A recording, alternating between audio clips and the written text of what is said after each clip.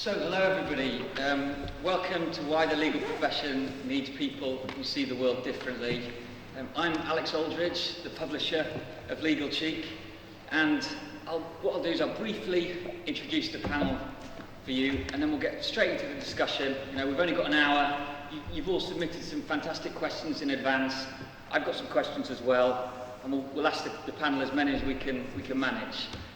So let me introduce the panel. So we have a special guest this evening, honoured to have Lord Neuberger with us, who obviously needs no introduction, but I'll give him a brief one. He actually only, despite reaching the top of the highest court in the land, he only got a second-class degree, not a first. And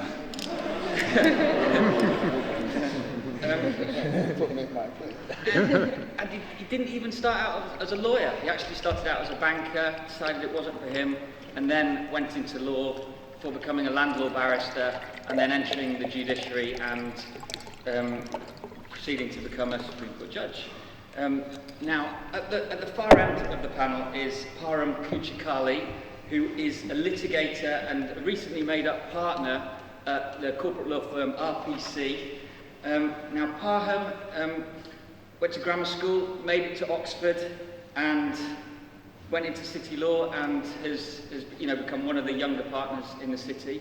Next to him is Tom Assel, who's another young partner, another comprehensive school educated lawyer who grew up in the Midlands, went to Sheffield Uni, joined Hogan Lovells, made partner at a very young age, and then we've got Veronica Roberts, who is a partner at Herbert Smith Freehills, again, state educated, and actually Veronica wrote an article for Legal Cheek this week how she said that the skills she'd learned waitressing and doing other part-time jobs had actually been really useful for her, progressing through law and becoming a partner. Next to Veronica is Ed Fletcher, who is Chief Executive of Fletcher's, which is the biggest medical negligence law firm in the UK. And Ed overcame a severed spinal cord in a motorbike accident when he was just out of his training contract, and that gave him the focus to completely transform his law firm from what was then a small high street firm, and is now, as I said, the top medical negligence firm in the UK. And next to Ed is Andy Creer, who is a barrister at Top Commercial Chambers, Hardwick. Now, Andy came into law late as well. She did a degree originally at Aston University, so not Oxbridge by any means. Worked in industry, and then decided she wanted to be a barrister, and she made it to the bar. So let's get straight into the questions. So, first question I'd like to ask Lord Neuberger. So, Lord Neuberger, in your 2014 Rainbow Lecture on diversity, you suggested that firms and chambers might have too rigid and traditional a view of the qualities that are required for a particular job. And was this a coded way of saying that they might be a bit biased in their recruitment practices? Yes, I think might be is a fair way of putting it, because even though it was a year ago, I'd been a full-time judge for 18 years then, and I've got to be a bit careful about saying what's happening in recruitment, because I only know about it from what I see and from what people tell me, not from what I've actually been involved with. But allowing for that, one's impression, pretty strong impression, is that recruitment is based in part on unconscious bias. Firms should be asking themselves, obviously, what do I need, what do we need to attract clients, because in the end, firms and sets of chambers survive on business and from companies and from individuals and from government, and they have to recruit on that basis. But I think the evidence is quite strong that a number of, for instance, in-house lawyers look to firms that are more diverse than the average firm and would prefer to instruct firms and sets of chambers which are more diverse. I think if you look at individuals who want to come to solicitors and barristers, they, of course, are diverse because the population is diverse, and they would like to see lawyers acting for them who are diverse. Quite apart from self-interest, anybody concerned with the law is ultimately concerned with the profession, which is ultimately concerned with justice. And it seems to me that the legal profession should be leading the world in justice and leading the rest of the country in justice. And justice means a fair crack of the whip for everybody, and that means diversity. I think, coming back to what I said earlier, a big problem is unconscious bias. We're all human, we all suffer from unconscious feelings, and unconscious bias is undoubtedly there. I'm delighted to learn from what I read that most firms are now ensuring, and most sets of chambers are ensuring, that anyone who is involved in selection processes goes through unconscious bias training. But of course, one has to accept that training will only take you so far. And I think one has to be very careful to ensure, when one's involved in selecting, that one isn't unconsciously being biased. A very short story to end with. When I was a judge trying cases, early on, I remember hearing a witness give evidence who, if one looked at his evidence fairly and dispassionately, really wasn't at all convincing. He wasn't telling the truth. But I found myself wanting to believe him. And after a bit I realized that this was because he reminded me of my father, who just died, and unconsciously I was wanting to accept his evidence. And the moment I realized that, of course, I put that on one side and took his evidence for what it was worth, which I'm afraid wasn't very much. But that sort of awareness is, I think, very important. Let's take a question from the panel. We've had some great ones submitted. You've got a fantastic opportunity here to ask some questions. Who'd like to go with the first question? Michael, could you have a microphone down the end? Cheers, Paul. Just here, front row. Thank you. Legal Sheet recently published some statistics about the educational profiles of recruits to quite a number of chambers. I think 79% of which have an Oxbridge affiliation. Would you put that down to unconscious bias as well, or is that very deliberate bias about getting the right sort of chap? Do you want me to go again? If you take it first, Lord Neuberger, and then we'll open it up as well. It's a very difficult question to answer. On the face of it, yes. But the problem is that we can't expect chambers to take precisely the proportion of graduates from Oxbridge, which represents Oxbridge's proportion of total number of graduates. You would expect, because it operates to a degree as a filter. But 79% does seem to me to be extraordinarily high. And I would suspect that it's partly unconscious bias, partly habit, and partly, I fear, a lot of people being discouraged even from applying. But it's very difficult for me to answer that question with confidence. But I think any fair-minded person would say that there were a number of factors to explain it.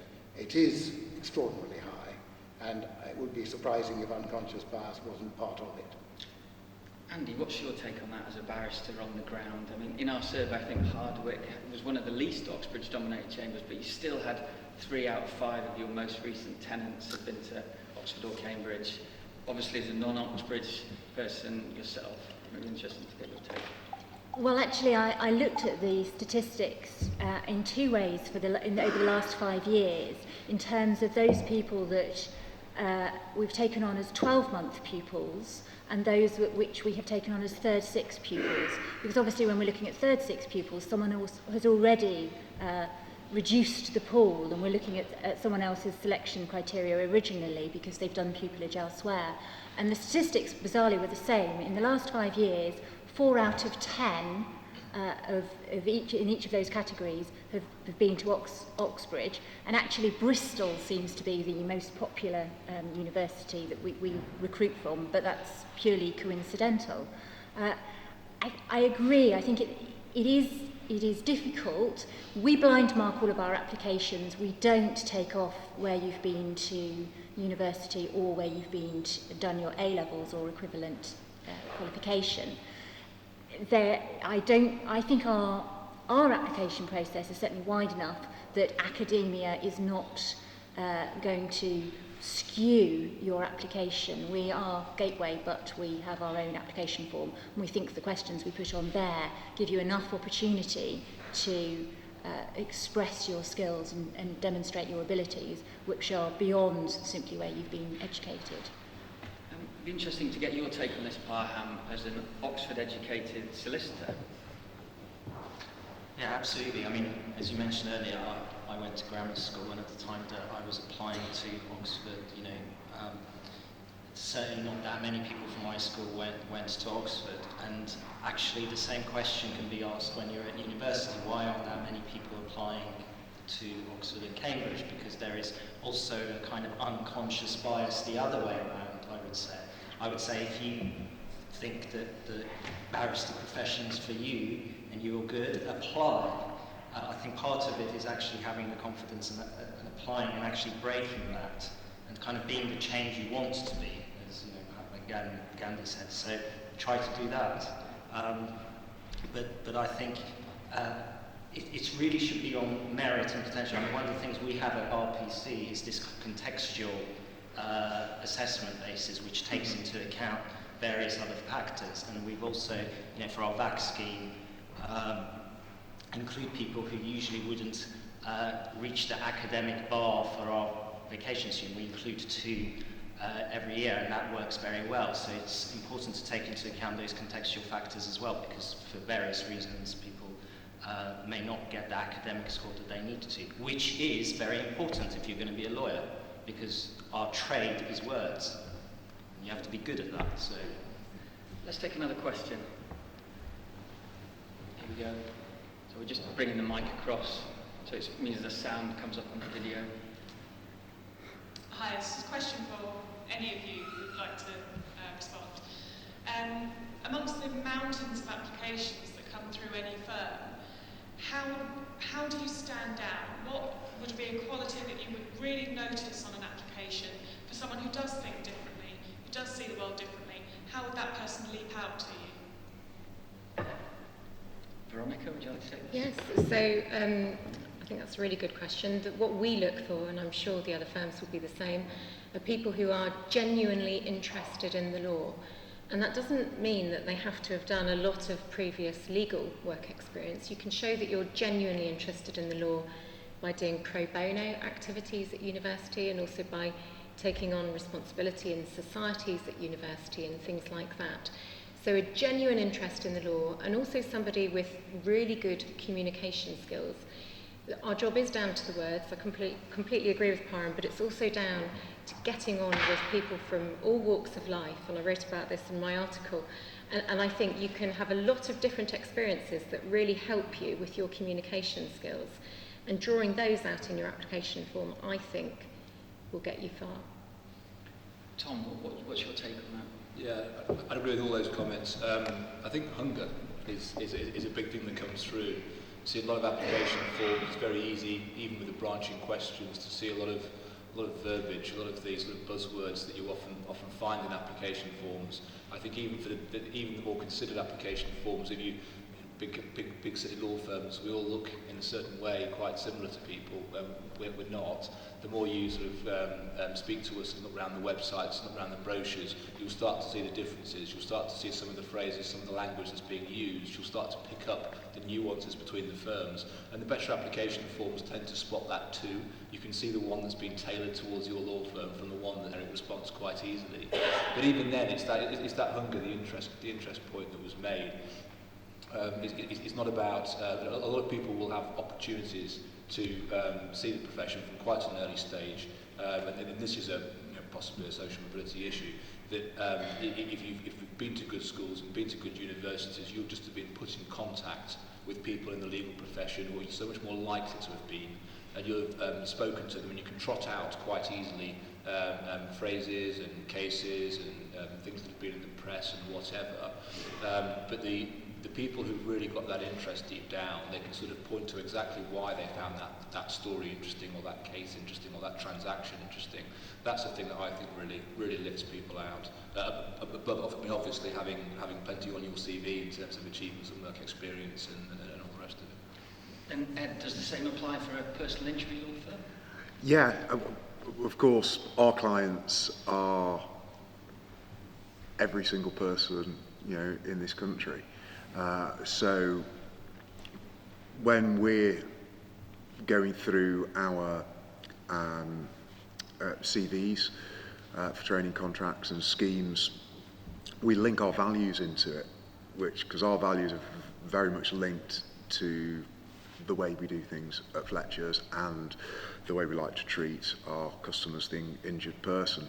So I think, and it goes to Tom's point actually about understanding the firm that you're applying to, and really there's lots of similar information, isn't there, around, and bland phrases that we all stick on websites, but if you lift the bonnet up and show you've done your research and understand what makes the firm tick, so say with us it's our values, and then illustrate that within your application and tailoring it to the particular firm, that works really, really well with us, really well, and in fact values trump academia for us.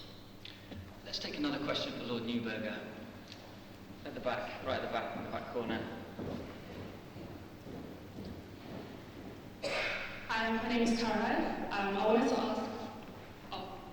just wanted to ask a question regarding, increasing diversity in the legal sector.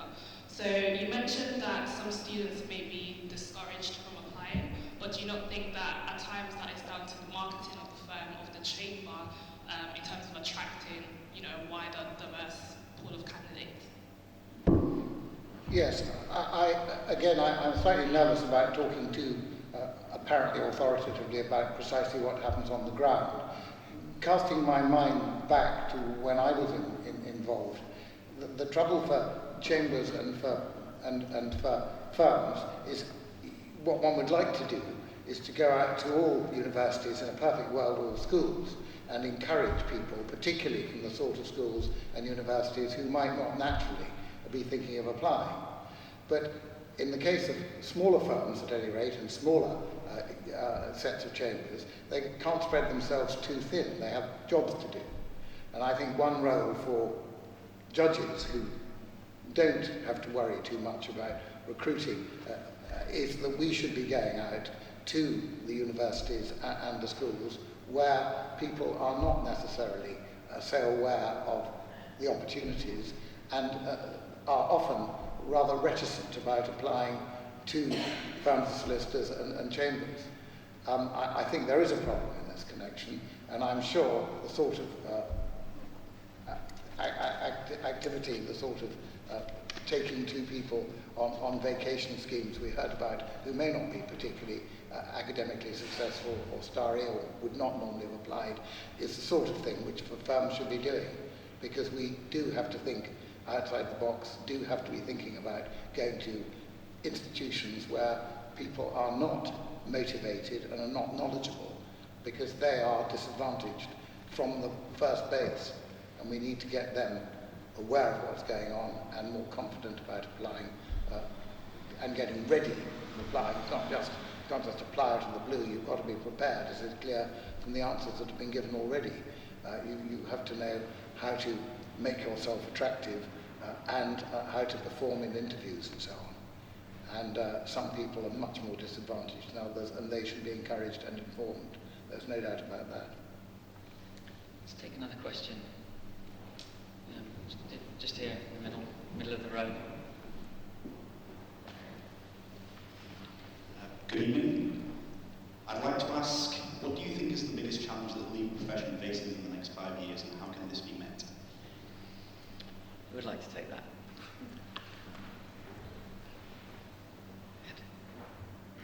Oh, yeah, I'll have a crack at that. It's being relevant to remaining relevant to people's and businesses' lives. Obviously, there's a lot of commoditisation going on at the moment, a lot of process, but there's still always going to be a necessity for dollops of legal brilliance in any given situation.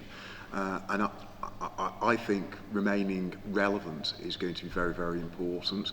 But also, we get to attack that, we need to be innovative. And that goes back to the whole question that we're wrestling with here.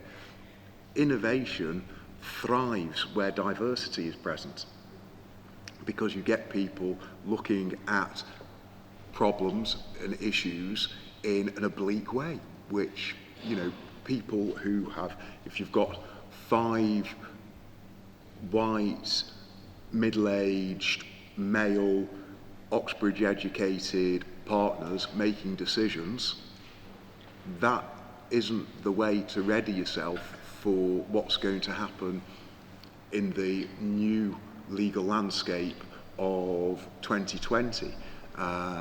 So it's actually really, really relevant to what we're talking about today. But yeah. It's an interesting idea, the idea of being different, how it can actually give you an advantage. So once you get your foot in the door through the recruitment processes, which are very difficult, once you're in, it can be an advantage. And Tom, you touched on that today in your article on Legal Cheek, of how, you know, being slightly different from your average corporate lawyer can give you a bit of an edge. Yeah, I mean, I'm not sure how different I am. In some ways I am, some ways I'm not. I mean, it does. To answer the question, I think the legal profession is going to see more change in the next 10 years than it's seen its entire history put together. I've got no idea what this is going to look like as a job in a decade's time, other than it's going to be very different to what we've been doing of recent times. I wonder, you know, and I think that's across the piece for solicitors, and I think, you know, the barrister's profession, I think, is going to change quite a lot as well. And one of the factors amongst that, I think, is it is that diversification. Even for those individuals who are not sold on the moral aspects of diversity, it is just frankly good, hard business sense. The economics in study after study after study show you that a diverse workforce is more productive, more innovative. It's a better thing to have for any business. So I think we're going to see that change quite a lot. And I do think, if I look back in my career so far, some of the best people that I've worked for, some of the best people that I've trained with, have been very different individuals in one way or another. Usually something to do with it's usually part of their presentation style, part of their appearance, part of their background that's driven that. And I think what it may be is I'm not a finance lawyer by way of rough background, in a room, in a market full of finance lawyers who, broadly speaking, are from a very, very similar background, when someone comes along who is perceived to be different in some way, people will subconsciously pay more attention to that person. So if you've got the skills, actually, and if you can show you've got what it takes, then immediately you've got sort of a free pedestal to stand on and show that to people. And some of the most dynamic, memorable lawyers that I worked with and learned the most from, I think, were people who've come from very, very different backgrounds to the usual sort of private school Oxbridge type, stereotype that people might have had about city corporate lawyers. Another question, down here at the front, nearly the front, second row.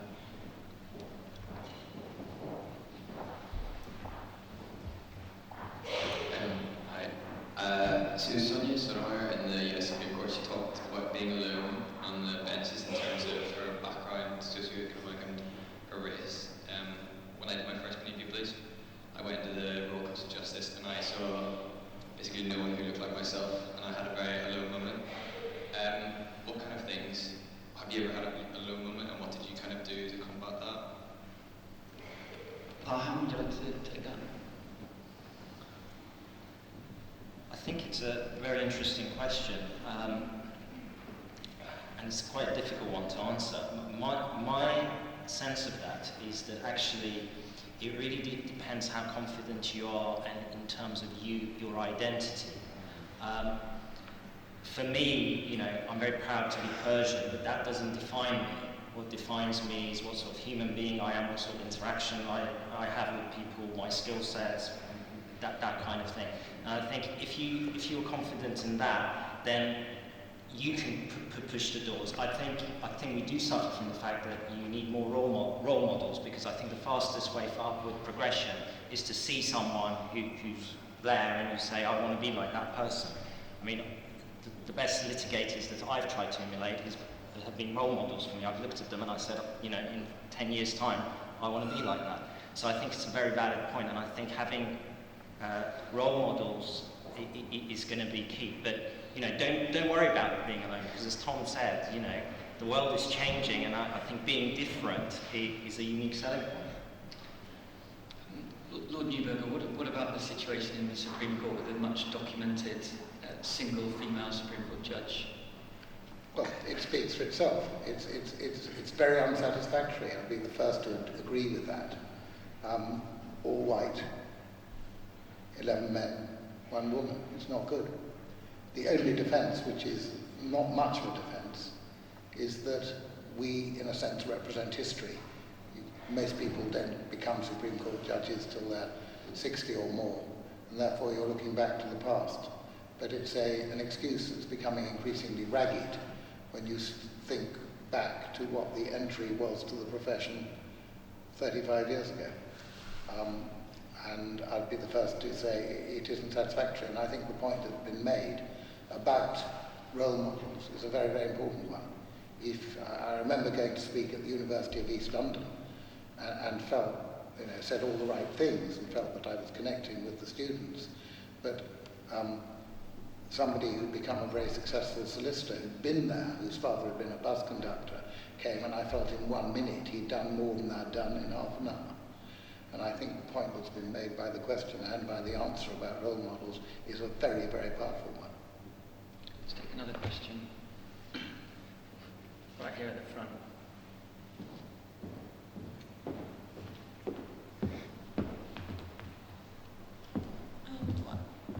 Going along with that is, from confidence, isn't there a fear of going and becoming the mold, like a fear of, but I think a lot of firms project themselves in a certain way, and I feel like the person applying tries and becomes what you want rather than showing the difference that they have.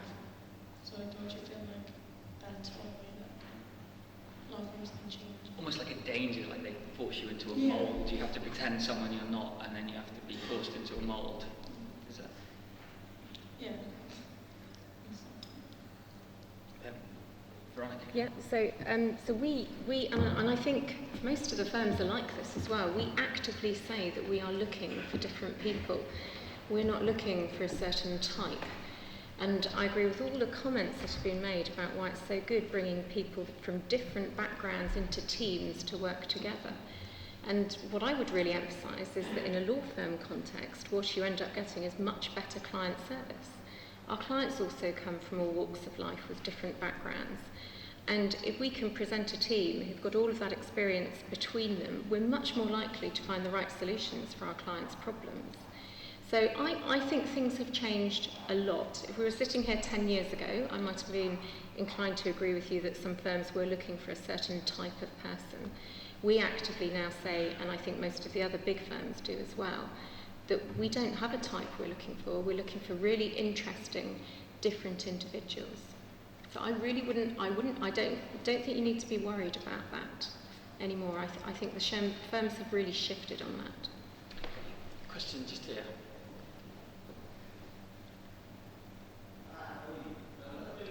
I think the mic might be off.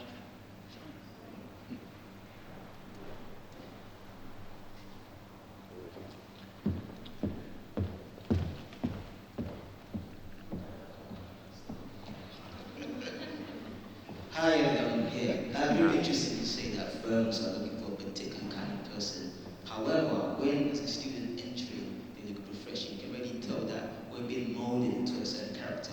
Everybody here speaks a certain way. Everybody here conducts themselves in a certain way. How do you prevent that individuality, that certain spark? How do you prevent that being lost along the ways? What can the firms do? Not just the firms, also the law society and the bar council. What can they do to prevent that? Do you want to take that, Andy? It's an interesting question, and I suppose from a chamber's perspective, the the best piece of advice I could give any of you at your interview, because by that point your application has said that you are of a certain standard, is to relax and shine. Be yourself. Let your personality come out, because at the end of the day, we all have a baseline of requisite skills, but what it makes you different is your personality, and that's what the interview panel want to see. We should all be able to give an answer on tort or contract or whatever it might be, but it goes to what Veronica's saying, that you are a person, and it's that interaction with the other people in your case, whether it's professionals or lay clients or whatever, court clerks, ushers, all of them, that will enable you to succeed, and that's what we want to see. So across the board, relax and shine in your interviews. I'm not sure what I can say that the bar should do differently itself as an organisation. I think that's hard because we're all self-employed, and the interview panels, if you go to a Chambers interview panel, all of those people are giving up their billing time to interview you, and that can be quite a commitment. So I'm not sure what the bar overall can do, but certainly part of it is down to having the confidence that you are special. What about law firms though? Because it seems there's a lot more flexibility at the bar to be yourself, but it's much more regimented necessarily when you're working for a big organisation. Tom and Parham at the end, what's your take on that, guys? Disagree. That's my position on that. Sorry, I don't think it is regimented. Is there a type? I think if you meet lots of people from the same law firm, you will start to see, I would expect, some common traits coming through. I don't think it's necessarily fair to say that we've moulded people and pushed them that way, but most firms have got a certain culture, and long term that will attract certain people of a like mind. So I'd echo the advice that in your interviews, be yourself. You've obviously, to get there, you've obviously got the academic credentials and the other extra interesting things on your CV. Focus on the substance of your answers and what you think and being yourself. And if it goes well for you, that's great. And if it doesn't, then hey, it wasn't meant to be for you there anyway. I mean, don't join an organisation where you don't feel that if you join and you don't fit in, you'll just leave in a few years, and that's not what any recruiter is really looking for. So do be yourself. I think even big organisations. I mean, for us, we're in 49 offices now around the world, and most of the jobs that we do most days of the week are international jobs. So I commonly work with people in different jurisdictions around Europe, North America, Latin America. Their way of interacting with clients and speaking to each other, the points they think are important, the points they don't care about, when they just do things by phone calls, in meetings. It's all very different styles, very different approaches. And it's all part of one firm. There are some consistencies, but I wouldn't confuse that with saying it's a regimented, you've got to be like this, otherwise we're not interested, because it's not the case. I think if the substance is good, then the rest of it stylistically, people are pretty relaxed about. The only thing to add is actually it's worth going and doing things like target jobs where you actually see what different personalities are in city firms, because I think I was involved with it for the first time this summer, and I got a lot out of it. And actually you see a lot of the law firms who are sponsoring events like that, actually the people you meet come from diverse backgrounds, do different kinds of things. I think there's one point that I did want to make though. I think law as a profession has favoured alpha personalities for a very long time. And I think with technology and what's going to happen with the legal profession in the future, law firms are beginning to recognise that actually you need different types of personalities because the skill sets are changing. So I think it's even more important to be yourself now because it makes business sense, as has already been said. So one of the topics that we'll take a few more questions in a second, but nobody's touched on is gender diversity. And obviously, there's been a big row, two big rows recently in the legal profession about that. There's Charlotte Proudman, who was a barrister that nobody had heard of, and now I bet you all know who she is, because she tweeted a screenshot of a partner's LinkedIn message that he sent to her, which she deemed inappropriate. And then also Lord Sumption made comments about female judges, which, were actually part of a fairly moderate interview, but the press, including Legal Cheek, picked up on the more controversial elements of them. And the two of those things became this big kind of social media sensation, and people were talking about them a lot. Now, I just wondered what our female members of the panel made of all this, because to me it suggested that obviously there is an issue of gender diversity at the top of law, and the reaction seemed to suggest that perhaps the legal profession was on the verge of change, because so many people were really angry about things. So what I thought was really good about it, both of those instances, is that people have started to talk about it more, and it's come out more in the open, because for a long time we've had a problem with not enough senior female partners in the law firm context, and I'm sure the same is the case in Chambers context. And so what I like about it is that people are talking more about the issue, they're working out how they can support women to achieve senior roles. I'm not personally a fan of having quotas in place, because what I personally don't want to start moving towards is any positive discrimination, and any women worrying that they have been promoted because they were a woman. That would be the wrong way to go, but I am really confident, especially with more great female role models for women to aspire to in all of these different contexts, that women will have more confidence and will be able to achieve that themselves. So the fact it became a talking point, I thought was really good. Take a question on this. The first hand up was at the back corner.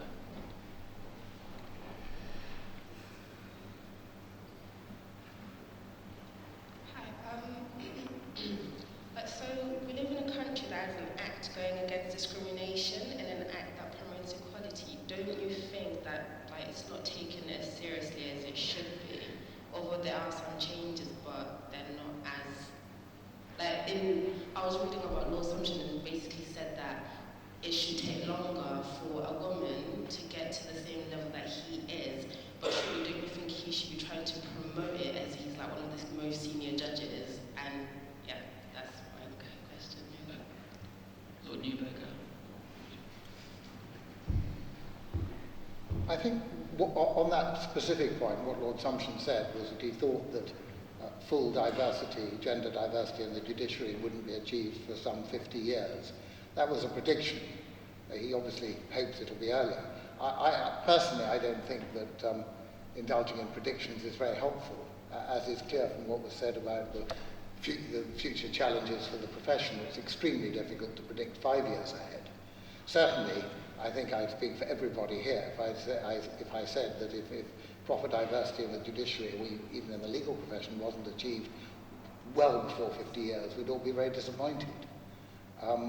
I personally think that the point that was made about having almost a critical mass of very able women at the top of the legal profession, bar and solicitors, not nearly enough of them, but nonetheless at last a significant number, and an increasingly large number, although not nearly enough, women in the High Court and Court of Appeal, means that, as has been said, we are now more aware of the problem, oddly, than we were when there were fewer of them, which is why I think that there was this recent concern when things were said.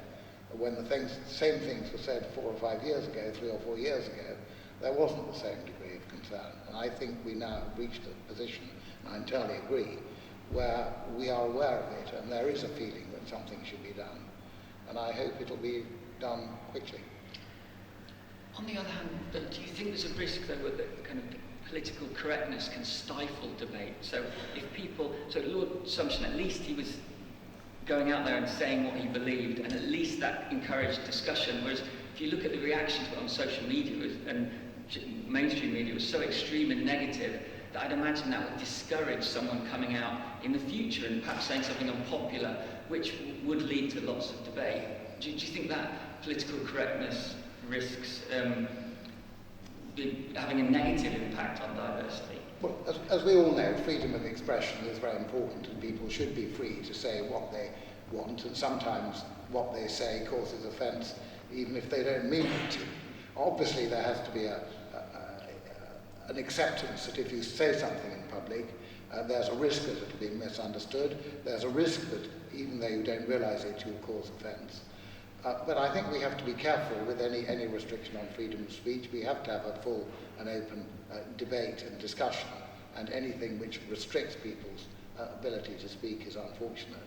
But the other side of the coin is that people have to be free to express outrage as well. But there is a danger if people express themselves too extremely and too rudely that it will prevent others from talking. But I think that the current debate, as I've said and has been said by others, the current debate is healthy in the sense that it brings more into focus the lack of diversity and the need for increased diversity. Just over here, this row just here.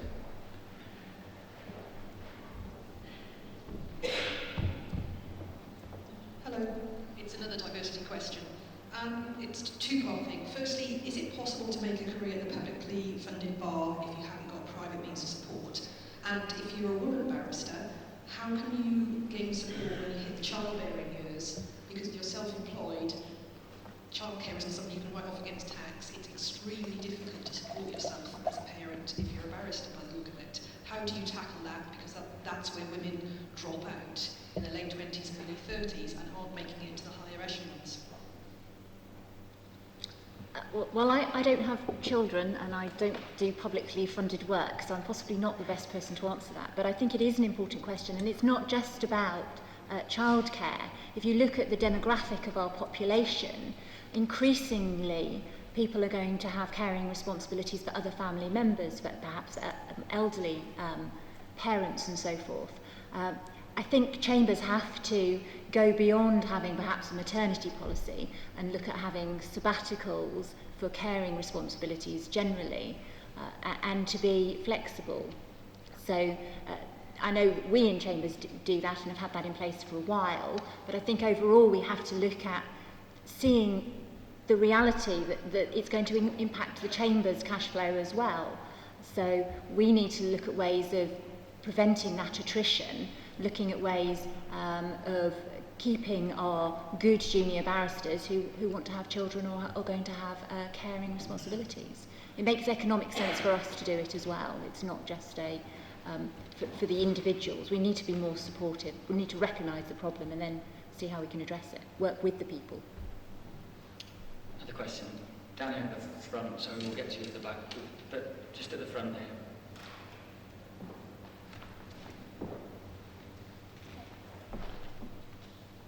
Following on from that, I think there's a similar problem in solicitors' firms with women about 3 and 4 years qualified, where you get a significant dropout. One magic circle firm said recently it had over 50% of its trainees were female, but then approximately 30% of its associates were female and 17% of its partners were women. And how do you overcome that problem in the associate stage?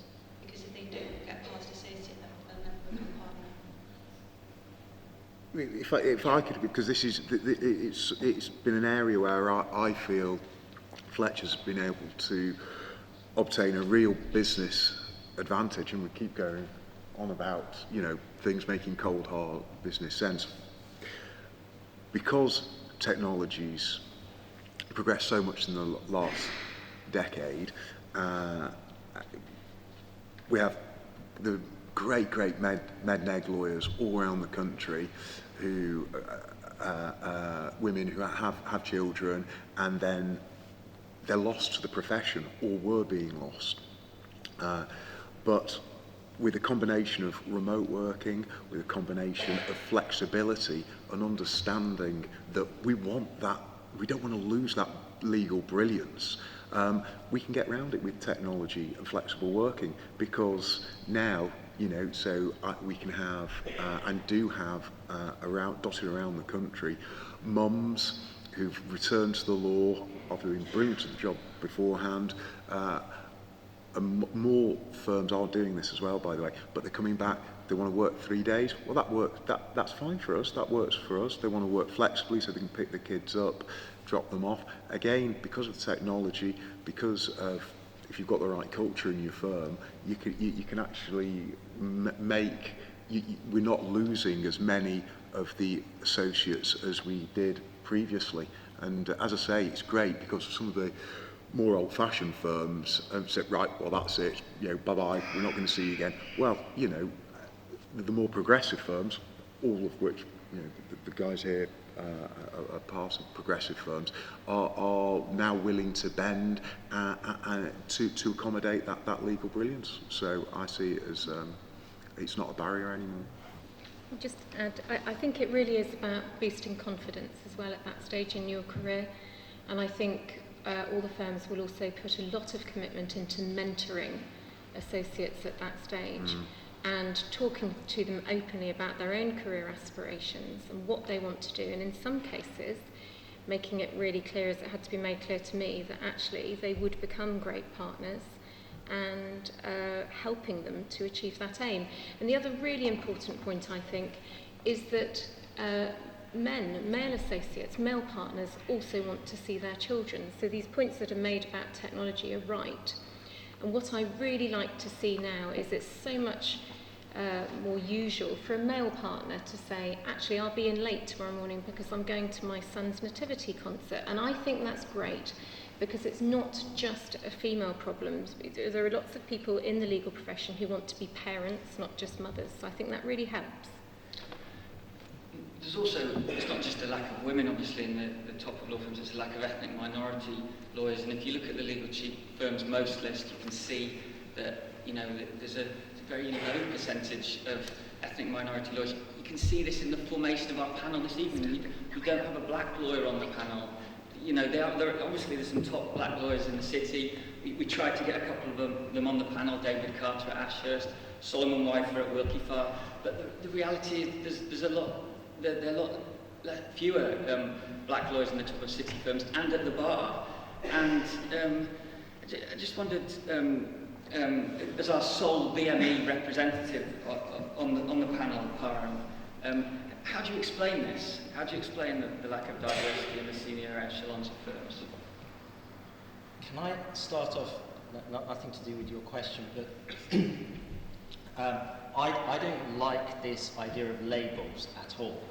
So this fact that, you know, we talk about women, BME, you know, gay and lesbian, or what have you, by itself, by putting these labels, and we have to tonight because this is the nature of discussion, but by putting these labels, we kind of essentially try to create differences. So that's the first thing I wanted to say. But in terms of the actual statistics and the points you make, you're dead right. And I think the reasons, you know, I just echo what all of us have said tonight. There is unconscious bias. I hope we've stamped down conscious kind of discrimination, and certainly, I'm sure I can speak for all the panelists at our firms and institutions, you know, that's not tolerated at all on any level.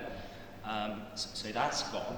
But we have to do more around unconscious bias training, which was mentioned, role models, making sure that enough people are applying to come in through the door. But change will take time, very much like female judiciary. It will take time to see, you know, at the partner level more and more. But I think, you know, I look at this room and I see diversity, and I think, you know, that's the future, and just keep coming, and it will change. Yeah, I mean, it's not good to put people in boxes like that. But I suppose I was thinking, just looking at the audience, very diverse audience, and I was thinking, you know, if I was a black student, I think, you know, you would want as kind of a black panelist to be saying, you know, there is hope, this is where we're going. I mean, there are a host of top black lawyers in the city, but you obviously, you know, it's kind of symbolic, it's obviously a kind of role model issue. Let's take another question. So many hands.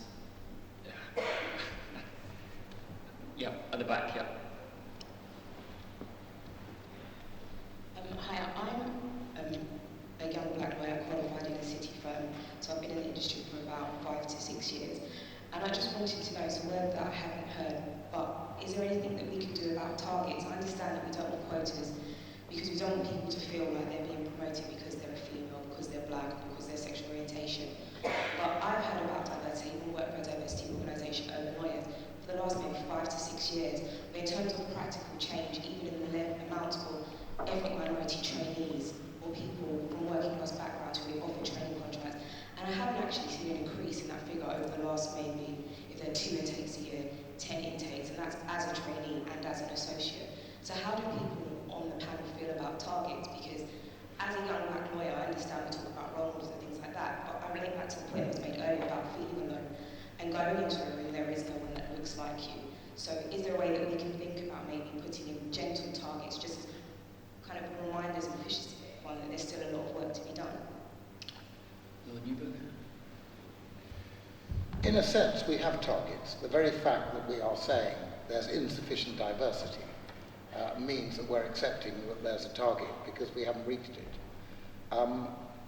In the sense of having a specific target, I have mixed feelings. On the one hand, it concentrates the mind.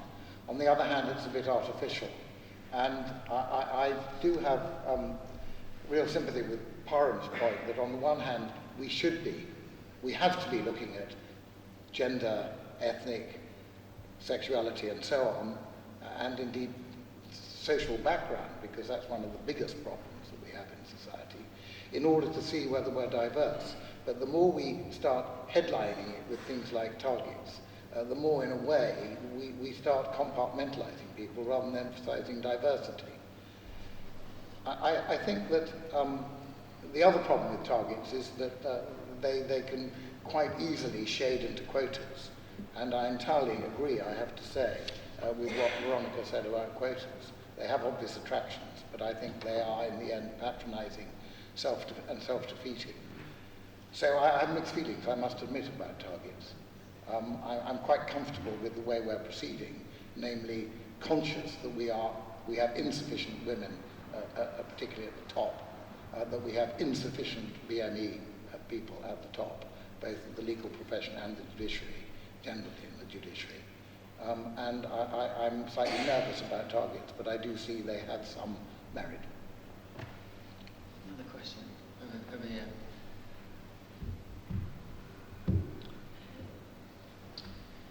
We've heard a lot about the importance of differences and diversity this evening.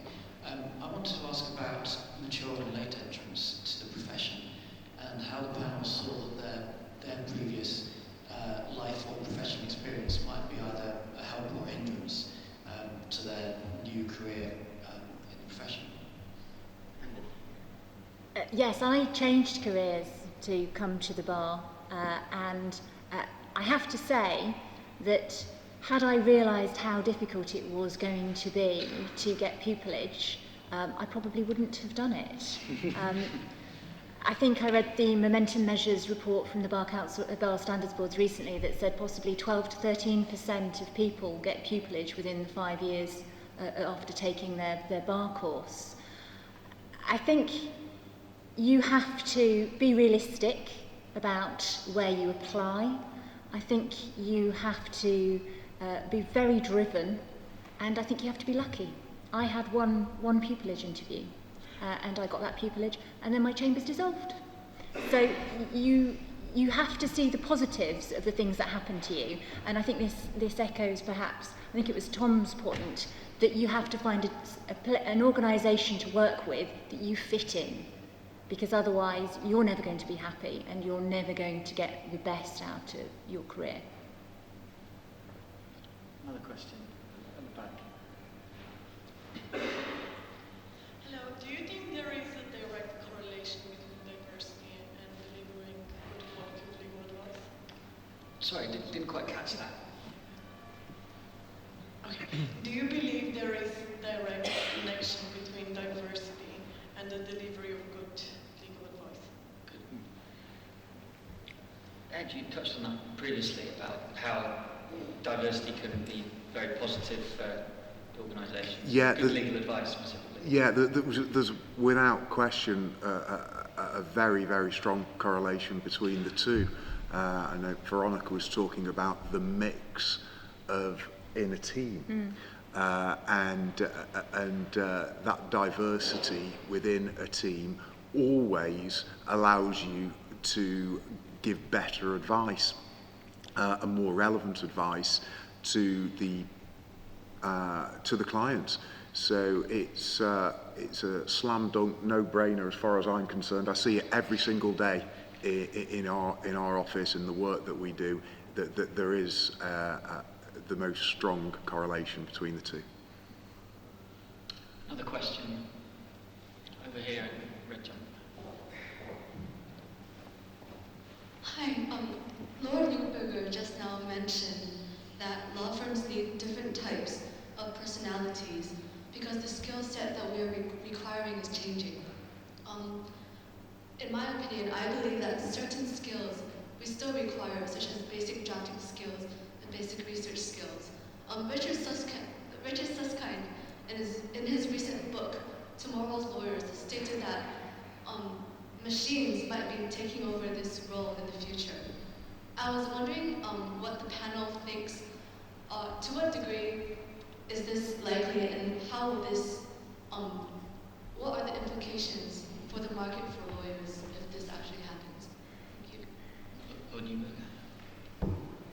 I'm grinning because yesterday I was at the launch of Richard Suskind's latest book, which is called The Future of the Professions. And I would advise anybody here who's thinking of a legal career, or any one of us who's in a legal career, whether a solicitor, barrister or judge, to read it, because it is really concentrating on the effect on IT, on legal services and other professional services. And I think it was touched on by one of the answers that you had earlier, but I think one of the biggest challenges for the legal profession will be IT and what it can do, not merely to make you more efficient and change your working practices, but I fear in some cases, and I don't exclude the judiciary from this, possibly replacing us in due course in our work. And I think it's a fascinating topic, and I do recommend The Future of the Professionals as Richard's latest offering on the subject. Ed, you were at the forefront of some of these changes in the Northwest, which is actually, in terms of the legal industry, much more innovative than London. How much sort of changes do you think we're going to see over the next few years? Yeah, we're going to see a lot. We're looking very deeply at the moment into artificial intelligence. I know Riverview Law have just bought a US tech company with that very much in mind. But in our type of work, we've had to marry, because of financial pressures, process sophistication and legal brilliance.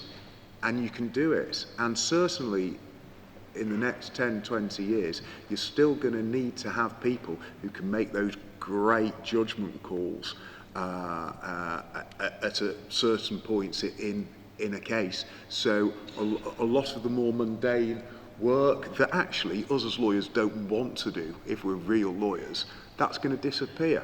And it is disappearing. It's disappeared in my area of the law. But it allows lawyers to concentrate on being lawyers. What about in the city? Are you seeing a lot of innovation in firms, Veronica, Parham and Ed? Tom. I think IT is changing a lot. There'll be parts of the profession, big city law firms. If you went back 10 years, a large part of the system was having human resource to throw at big disclosure exercises, big diligence exercises, to be able to put 20 people to move straight into a data room to get through a lot of material in the space of a week or so.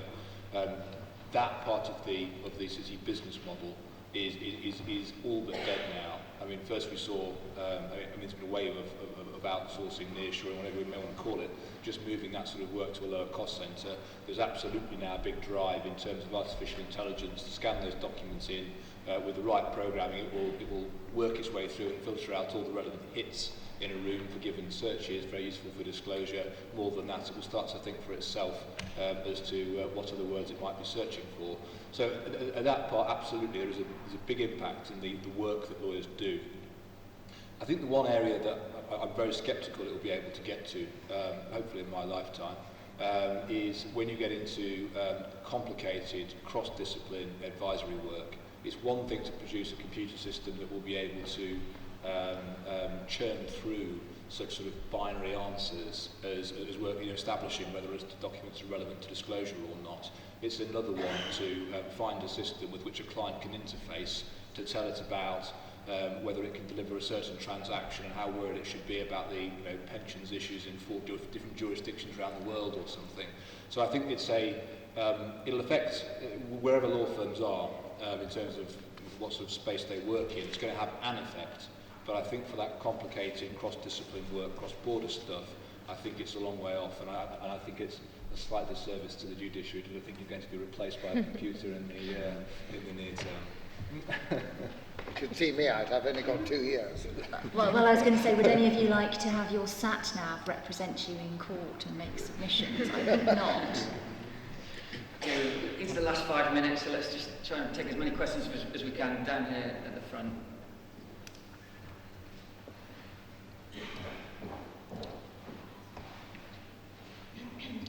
Hi. We've not heard that much about different legal areas. It's a bit of a personal question for me. I'm coming from a more human rights background, and I'd like to practice in commercial law. So the question would be, can you benefit can a firm benefit from somebody coming from a very different area of law, basically? Okay. Param? I think the answer is absolutely. I think, if you look across the law firms, the academic skills that people have vary in terms of what they've studied and what they've grappled with. And I think, human rights, as you mentioned, the discipline there is very transportable to the commercial sector as well. So I don't think it's in any way disadvantage. I think actually it adds to the sort of things these days tend to have human rights angles more and more. Competition law and human rights seem to be sort of things that come up, even human rights of companies. So, I think absolutely. I don't think it's a disadvantage. It makes you stand out. Let's try and squeeze in 2 more questions before the end. So back here. Hi. We've quite rightfully been focusing on gender quite a lot over the last few years, and I think it's fair to say that gender equality has been one of the most prominent diversity topics in the profession. We've also heard tonight how the results that we've seen on gender equality have been below that of what we would expect. My question to the panel is, what does that mean for the other least prominent or less prominent groups, such as those with disabilities, such as those from state schools, low-income families, etc.? What does that mean that in our lifetime we're not going to see a change? Who would like to take this? Well, I think you will see a change. The law firms, almost all of the large law firms, have started using contextual data, and we touched on that at the very beginning. But that data will tell us when we see application forms who has been to a state school and whether their results at that state school were better than the average across the state school. It will also tell us if they come from families where they had grants to go to university, and also whether they had to take up paid employment. And that's the sort of data that a lot of the very large firms are now looking at when they receive application forms. So you're right that we haven't really talked about it, but there's a really big drive within the law firms to make sure that we are not discriminating on that basis either. Just in response to that very quickly, male and female applications have been apparent in the profession since applications have begun. So whilst I think contextual recruitment is a fantastic tool that the profession is now using, I question whether the results in terms of across the board diversity, disabilities, for example, if we actually see that history has dictated where we are today, that the other underrepresented groups that are so important to our profession to remain a pillar of society will actually continue, and we'll see real change in our lives. Okay, so we're just going to finish off with a question down here at the front. You've had your hand up all night and I keep ignoring you, so...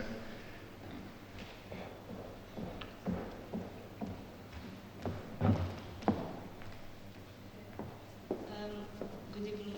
My question is about, I've just graduated this summer from criminology with psychology, and as a non-law graduate, I find it very difficult to get work experience in the So I was wondering what kind of advice do you have for us?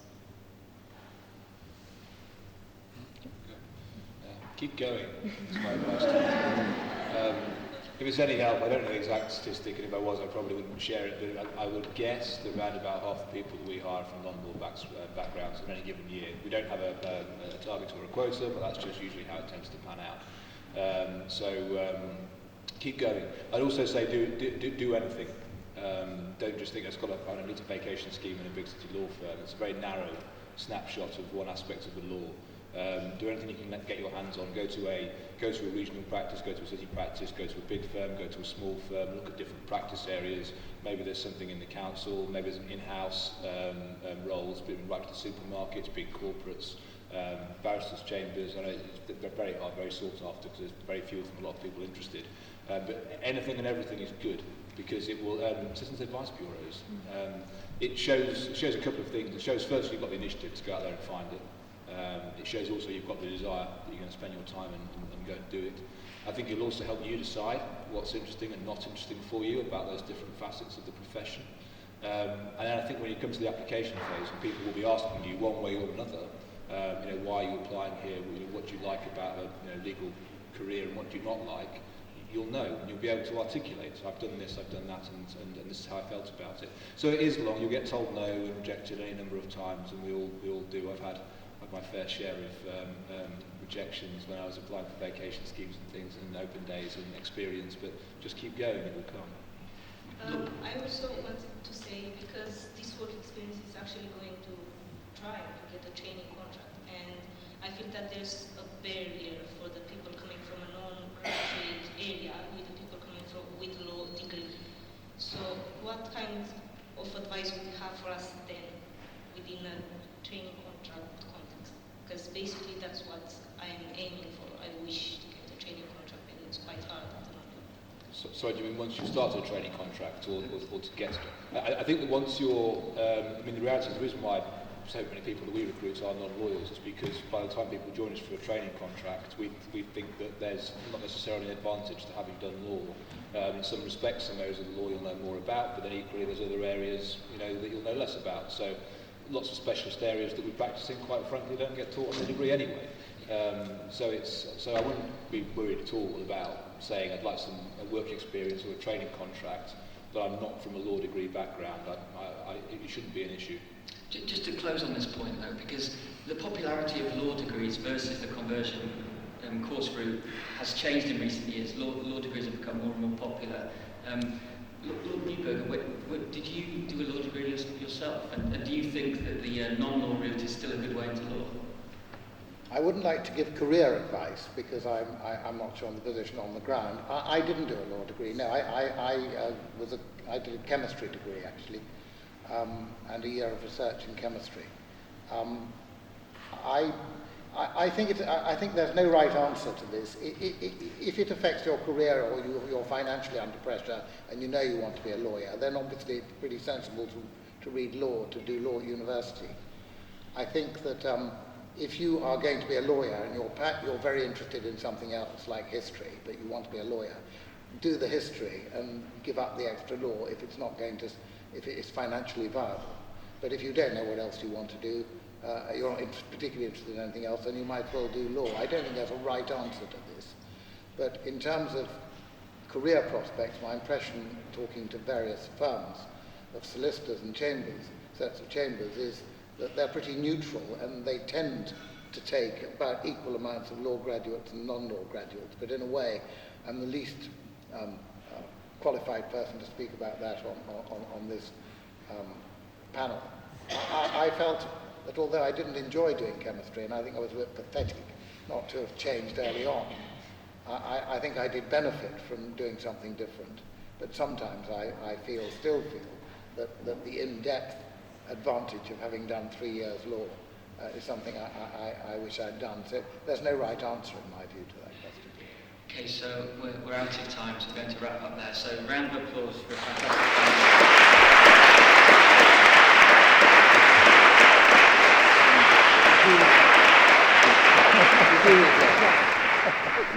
Now, this event has been sponsored by Lex LexisNexis, who's helped us fund it to be filmed so we can put it on our YouTube channel so people out of London can watch the event. And LexisNexis have also brought together several diversity organisations to help everyone here tonight with the next steps to getting a training contract, getting a pupillage. So we've got representatives here from Urban Lawyers, Aspiring Solicitors, RARE, and the Black Solicitors Network. And Tom Laidlaw of LexisNexis is going to come up and have a few words about this.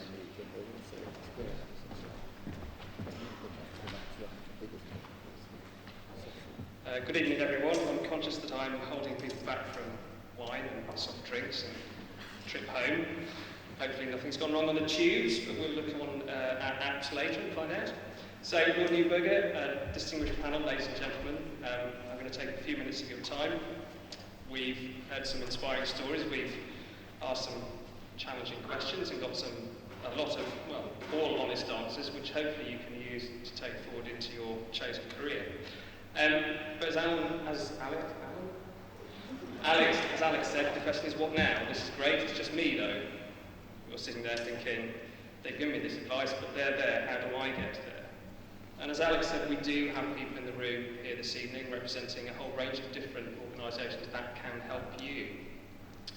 I'm thinking back to my own start, and the one thing I would say to you is, when I was applying in the mid-90s, none of this existed. There was no one, there were no organisations out there to help. It was sort of assumed you did a law degree, you knew where you were going and how you were going to get there. So I would encourage you to meet the representatives this evening, ask them questions and take their material. So I'd just like to call them out. So if you, when I mention your name, if you could stand up and give everyone a wave so the students know who you are. So LexisNexis has worked with and a number of organisations and continues to do so. And so in alphabetical order, we have Chris White here this evening from Aspiring Solicitors. Chris is known to LexisNexis. We work closely with Aspiring Solicitors. We also have in the audience Alia Campbell from Black Solicitors Network. Alia, at the back. Hi, Alia. We also from Rare Recruitment, there's Tanisha Oyanaha. Tanisha, thank you very much. From Urban Lawyers, Natalie Carter. Great, thank you, Natalie. There is also information through there from all of these organisations, and also we have information from BLD Foundation and the Diversity Access Scheme that the Law Society itself runs. So if you're entering the Law Society, your professional body is keen to help you with funding and scholarships to get you into legal practice. As I've said, that information is through on the stand. I would just finally say, I think it's important to explain why it matters to us. LexisNexis is a global organisation. We have 15,000 employees around the world. We have business units in 20 countries, from the United States all the way through to Hong Kong, China and Australia. And we serve customers in 100 countries. And in the UK, we sell information to every size and shape of law firm, university, public sector body. And if we do not reflect our customers from a commercial standpoint, we are going to fail. And also from the point of our employees, if we do not represent the organisation that we serve, the countries that we serve, we are also going to fail as an organisation. But I would say that like the legal profession, we've come slightly later to this maybe than we should have done. So in my time at LexisNexis, it's only in the last 5 years that we've had a diversity and inclusion forum. We have now LN Pride that supports LNBT staff, and also our Women Connected to help women throughout our organisation manage the challenges of promotion, childcare and reaching their potential. So I would say to you all, this evening, thank you for listening, thank you to the panel, and do seek out the people in the audience who are here tonight who can help you get a sense of how you're actually going to take this advice forward. Thank you very much.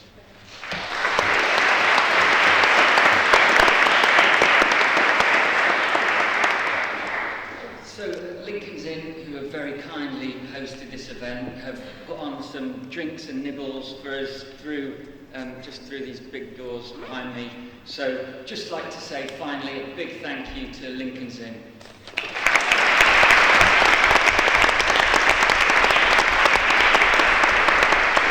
And hopefully you'll hang around and have a drink with us now. So just through these doors. Walk right from there.